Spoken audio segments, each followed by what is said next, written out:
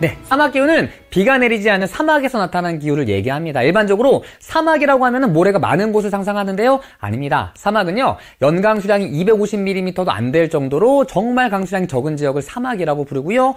이 사막은 강수량이 적기 때문에 공기가 굉장히 건조하고 나무가 잘 자라지 못합니다. 그래서 낮은 식생 밀도 때문에 일교차가 굉장히 크게 나타납니다. 그래서 낮에는 기온이 굉장히 많이 올라가고요. 저녁에는 기온이 빠르게 떨어지면서 일교차가 굉장히 크게 나타납니다.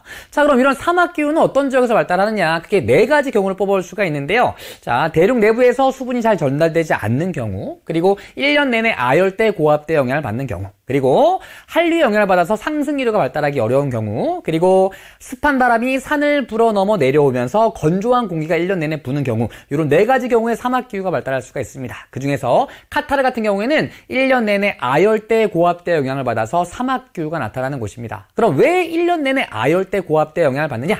자, 제도를 보면 카타르가 여기에 위치하고 있거든요. 여기에 북회기선이 지나갑니다. 이 북회기선 부근이 바로 1년 내내 아열대, 고압대 영향을 받는 곳입니다. 그래서 곳곳에 사막이 발달하는 것을 살펴볼 수가 있죠. 카타르 같은 경우에 동쪽에 바다가 위치하고 있음에도 불구하고 국토의 대부분에서 사막 기후가 나타납니다. 그래서 낮에 기온이 굉장히 높게 올라가게 되는 것이죠.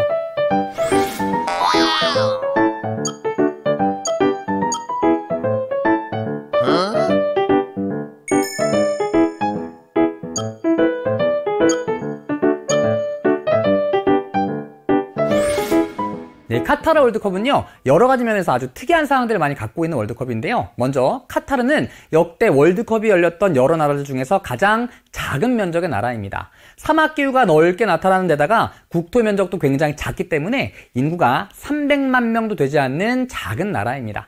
자, 그러다 보니 이번 카타르 월드컵을 통해서 총 8개의 경기장이 지어지는데요. 이 8개의 경기장을 월드컵이 끝난 이후에 효율적으로 활용하기가 어렵다고 합니다. 이 카타르도 프로축구 리그가 있긴 한데 평균 관중 수가 5,000명 밖에 되지 않는데요. 그러다 보니까 월드컵이 끝난 후에 최대한 효율적으로 이 경기장을 활용할 수 있도록 지속 가능성을 염두에 두고 월드컵을 준비하고 있습니다. 그 대표적인 사례가 바로 요 974 스타디움입니다.